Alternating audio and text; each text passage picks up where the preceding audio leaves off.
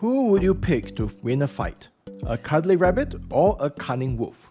A fluffy bunny or a vicious hawk? The rabbit. Always pick the rabbit. That's the truth in the world of the Green Ember.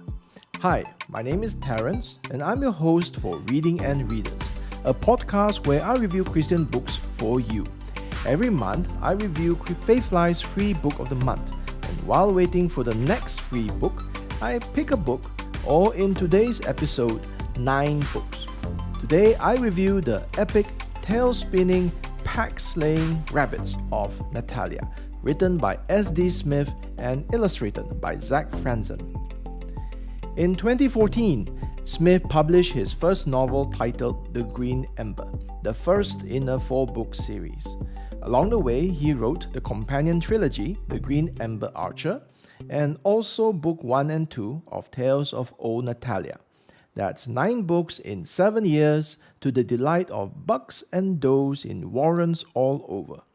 Bucks are male rabbits, does are female rabbits, and warrens are rabbit homes.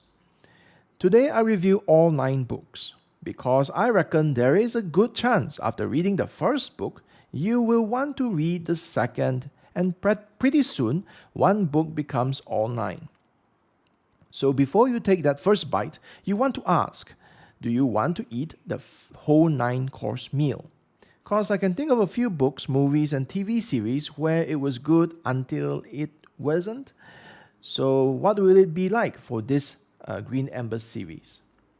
Now, this is a spoiler-free review. Because of that, some parts of my review will be out of necessity vague. Fans of the series will know what I'm talking about, while I hope to entice others with my cryptic comments to hop in and join us on the rabbit trail. The story begins with a game of Starseek between the rabbit younglings Heather and Picket.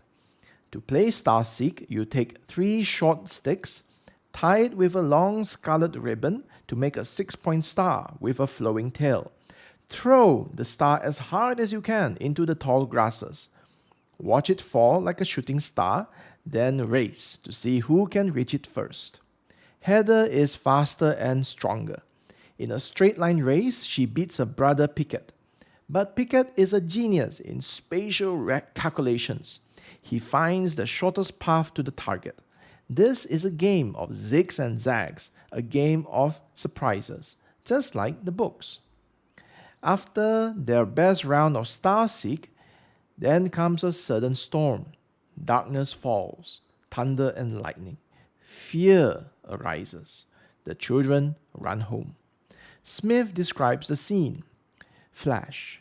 Father and mother appeared on the little porch between the wide, smooth roots of the tree. Flash. Mother was holding baby Jax, her face showing worry. Father peered into the darkness. Here! Heather shouted. Flash! Picket shouted too, but their voices sounded small in the pounding rain and irregular claps of thunder. Flash!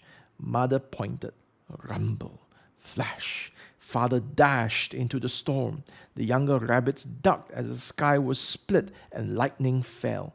Heather saw father in the bright burst, never ducking, always moving toward them in the darkness, eager, determined. End quote. The publisher recommends the book to 8 years old and up, but as you just heard, 5-year-olds can enjoy this book. This is not The Hobbit. Tolkien's children's book has a slower pace with vivid but lengthy descriptions. Tolkien's Hobbit is like an elephant, big and lumbering. Smith's rabbits zig and zag from one warren to the next. And the first warren we visit, which is Heather and Picket's home, is a warm family home. Listen to this conversation between the children and their father. Heather, I think you are very brave. What you did today out there in the storm took courage. All of life is a battle against fear. We fight it on one front, and it sneaks around to our flank. He paused, looked kindly at her. Yes, father, I understand. I regret many things I've done, he said, But most of all, I regret those moments when I said to Fear, 'You are my master.' He suddenly looked terribly sad. 'What is it, father?' Pickett asked as mother tenderly took Jacks from him. 'It's only that when you're older, you hand out wisdom to your children like you know everything. But it is sometimes hard to follow your own advice.' End quote. Then the father tells the children a true story, and the telling sets Heather and Pickett on their coming of age tale. They discover the country of Natalia beyond their idyllic meadow, the rise and fall of their family name, and the war of rabbits against wolves and birds of prey. That story, Heather and Pickett's story, is the first is the 4 books and Green Ember series. The 3-book Green Ember Archer series is Joe Shank's story. Joe Shank is a friend of theirs who wants to make a name for himself, discovers there is more to life than making a name for himself, and ironically becomes the star of his own trilogy. The meek shall inherit the earth. 2 other books complete Smith's collection of books so far. The Black Star of Kingston and The Wreck and Rise of Whitsun Marina make Book 1 and 2 of Tales of Old Natalia. Whereas the Green Ember and Green Ember Archer series occupy the same time and space, the Tales of Old Natalia sit in the past.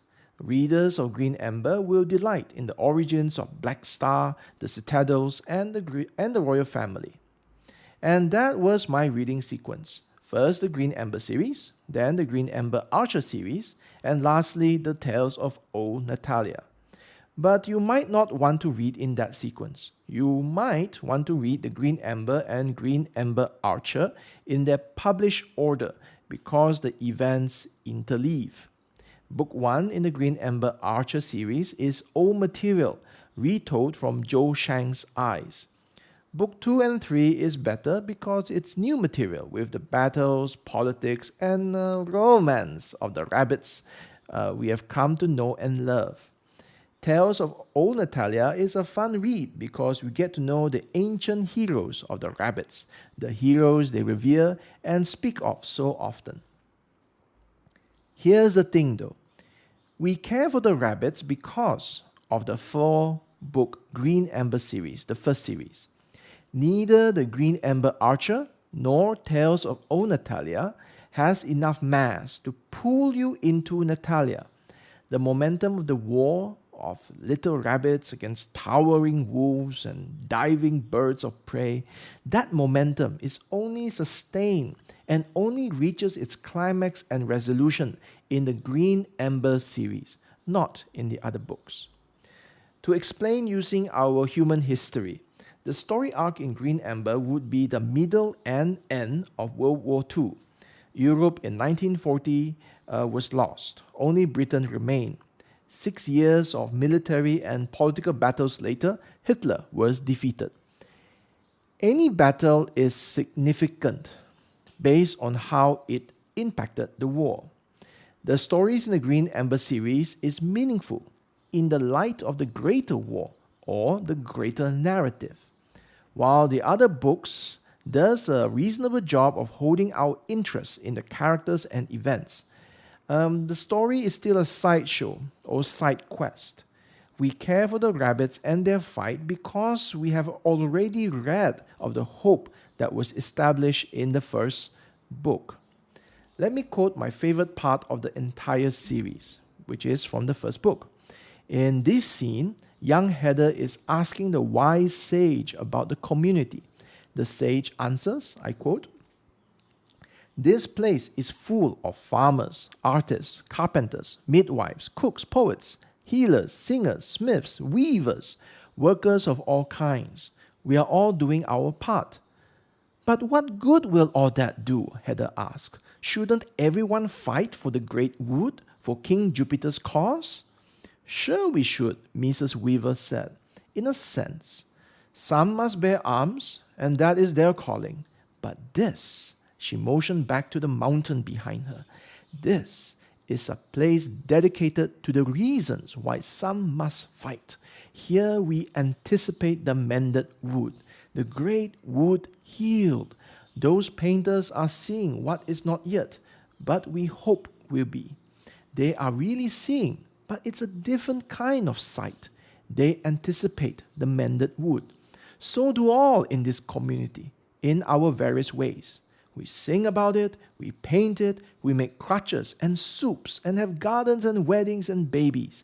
This is a place out of time, a window into the past and the future world.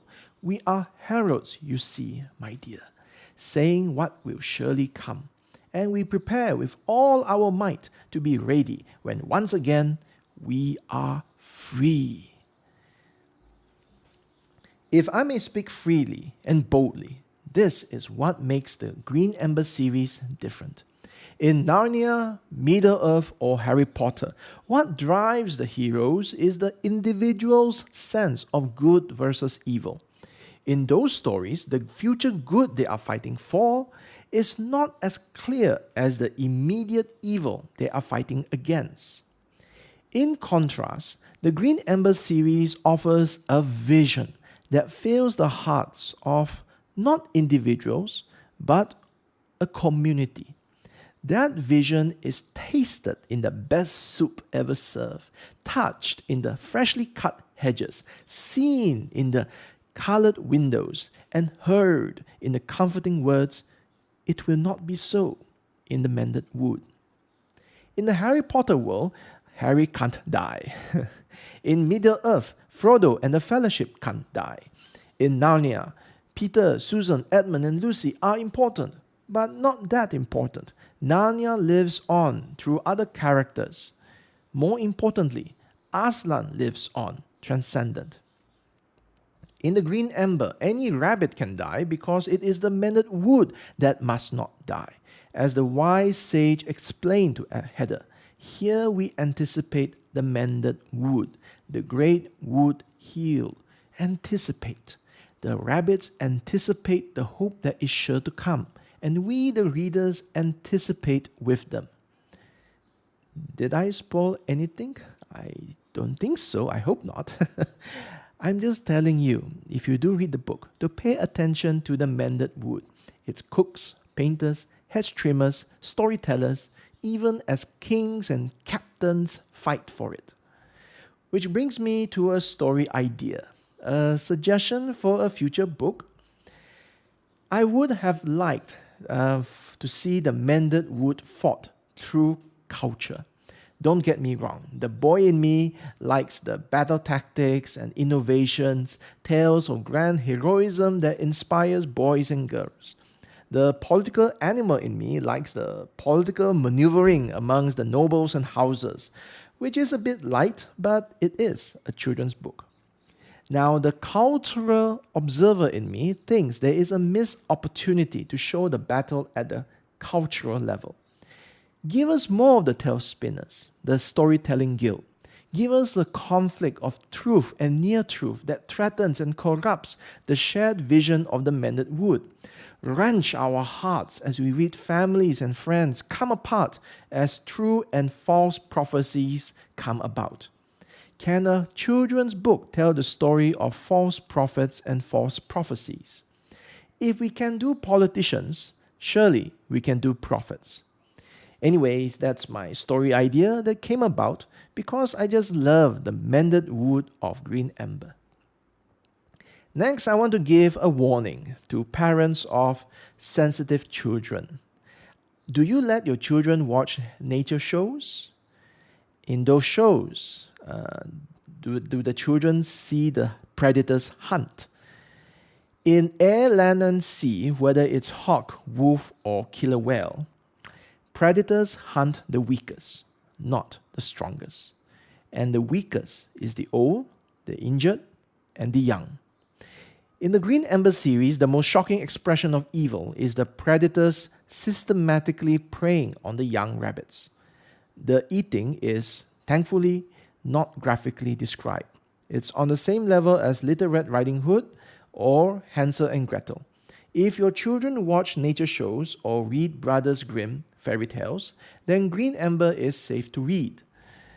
And speaking of evil, I've been reflecting on whether the nature of evil in Green Ember Is it a bug or a feature? The wolves are evil. The birds are evil. They are evil because it's in their nature. I recall Sauron in the Lord of the Rings, in the movies. I haven't read the books. I'm sure Sauron has a backstory. But from the movies, Sauron is evil incarnate who wants to conquer Middle-earth because what? Because he lusts for power, he seeks revenge, he is jealous of the elves' good looks. Sauron's motivation seems to be irrelevant to the wicked violence that he brings. It's the same in Disney's recent movie, Raya and the Last Dragon. The evil beings, the Droon, are scary and evil, but we don't know who they are. We only see how horrific they can be. It's the same with the face huggers in Alien. Perhaps not knowing their motivation is a feature that makes the Sauron, Droon, and Alien facehuggers mysterious and hence fearsome. Now, if the wolves and birds of Natalia are simple in their evil, the rabbit villains are complex. Early in the series, a soldier warily points out, I quote, "Since our most recent betrayals, it's hard to trust anyone, regardless of their family connections." End quote. In another scene, one rabbit assures Heather and Pickett, "I don't think you are traitors," she said. "I call you my friends, and I trust you, even after such a short time. But this community has had to learn the hard way to be cautious with our trust." End quote. Betrayal, suspicion, paranoia. No wonder rabbits are such flighty creatures. Smith brings out betrayal early on, and the entire series can be considered a study on betrayal. Who is a traitor? How will it come about? What do we do? The flip side of betrayal is redemption. Actions have consequences. A careless word leads to death. A moment of weakness leads to a lifetime of regret. Yet at every moment, redemption is there for the taking. Some refuse it, some accept, yet redemption is possible. And in the stories, it is beautiful. Have I mentioned that S.D. Smith is a Christian? You probably guessed that because the Mended Wood sounds like the Christian vision of a new creation. The series has an unambiguous division of good and evil, and we have betrayal and redemption. Oh, and he is probably a Christian because this is Reading and Readers, a podcast where I review Christian books for you. When I told a friend about this podcast I was starting, the subject of Christian fiction came up. She told me, "To be honest, most of the Christian fiction books I've picked up have been either too preachy or too intent on telling a moral, rather than concentrating on the characters and their motivations and storylines." I have since introduced her to what I hope are good Christian fiction. Now, knowing that the writer of the Green Ember series is a Christian, is the stories Christian? What is Green Ember? Is it a well-adorned moral lesson? Berenstain Bears with armed rabbits. No, it's not a Christian allegory, like the Chronicles of Narnia. Despite C.S. Lewis's protest that Narnia is not a Christian allegory, I disagree. Once I see them, I cannot unsee the crucifixion, atonement, baptism, and judgment day in the Narnia stories. The thing is, I can't do the same with the Green Ember. I cannot map Christian doctrines into the stories. There is no Aslan. What is Green Ember? It's a story first. A coming-of-age story set in a world moving from betrayal to redemption. Children will love the battles won by hard work and ingenuity, the witty banter among friends and rivals, families lost and found, and the adventure. It's an adventure story of rabbits fighting against wolves and hawks. Can you imagine a more one-sided fight? If you want to give the world of Green Ember a chance, don't start with the Green Ember Archer or Tales of Old Natalia. read book 1 of the Green Ember series, also titled The Green Ember. And parents, if you have an impatient child who likes non-stop action and hates world building, your child might find book 1 and 2 slow going. But book 3 and 4 takes off from all the developed characters and world building, and then has plenty of high-flying action. So you have to teach your child to be patient. And you yourself might want to read this book. Yes, adults might like to read this book because many have fallen in love with the world of sword-fighting rabbits. In Amazon, all 9 books have at least 4.8 stars. Should adults read children's fiction? Isn't it a better use of time to read books on theology, history, politics, science, or something serious? Fiction seems indulgent when Christians are embattled on all fronts. Children's fiction seems especially indulgent. In answer to that, why don't you pick up R.C. Sproul's series of children's books? And let me know what you think. I have them all, and my children and I love them. Jesus told stories to adults, and we retell them to our children. The parable of the Samaritan man, the parable of the prodigal son, the parable of the sower. The gospel is narrative. Remember the story of Adam and Eve, Abraham, Joseph, Moses, Joshua, Elijah, Peter and Paul. Stories have a way of disarming the mind, which is why this is the toughest review I have done so far. The ideas are not put up front, unlike Piper's Providence or Balcom's Fault Lines. In stories, the ideas are underlying, content to lie there or be dug up.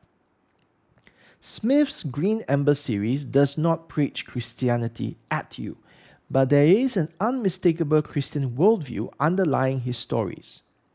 When the end of the world comes and all is revealed, many will be surprised at how stories change the world, how children's stories change the course of history by invoking delight and wonder in the reader. Narnia is one of them, and for many, so is the Green Ember. Before I end, let me quote Andrew Peterson from his autobiography, Adorning the Dark, Thoughts on Community, Calling, and the Mystery of Making. What he writes here on songwriting applies to story writing or any other creative work. I quote, "Since we were made to glorify God, worship happens when someone is doing exactly what he or she was made to do. I ask myself when I feel God's pleasure in the Eric Liddell sense, and it happens, seldom to be sure, but it happens, when I've just broken through to a song after hours of effort, days of thinking, months of circling the song like an airplane low on fuel, searching desperately for the runway. Then I feel my own pleasure. A runner's high, a rush of adrenaline. I literally tremble. There is no proper response but gratitude. The spark of the idea was hope. The work that led to the song was faith. The completion of the song leads to worship. Because in that startling moment of clarity, when the song exists in time and history and takes up narrative space in the story of the world, a space that had been empty, unwritten, unknown by all who are subject to time, then it is obvious and humbling that a great mystery is at play." End quote. What he describes here is the great mystery of the creative act, and it is what delights me in the Green Ember. The mended wood of the future is anticipated by the present through the creative acts of the community in the midst of war. And that's the role of the arts in the church. Stories are not indulgent. Stories adorn the truths we treasure. In conclusion, go get the first book titled The Green Ember. If you like it, you will probably get the whole collection. I recommend it to children and prescribe it to adults in need of a good dose of imagination. This is a Reading and Readers review of 9 books, the 4-book Green Ember series, the 3-book Green Ember Archer series, and the 2 books in the Tales of Old Natalia. written by S.D. Smith and illustrated by Zach Franzen. The next children's series I will review is Andrew Peterson's Wing Feather series. I asked my son which is better, Green Ember or Wing Feather. He said, both are good. It's difficult to choose. He wants me to drop the books I'm reading now to get into Wing Feather. I will, but not so soon. Do you have any children's books that you would like me to review? Let me know. My contact details are at www.readingandreaders.com. That's www.readingandreaders.com. Thank you for listening.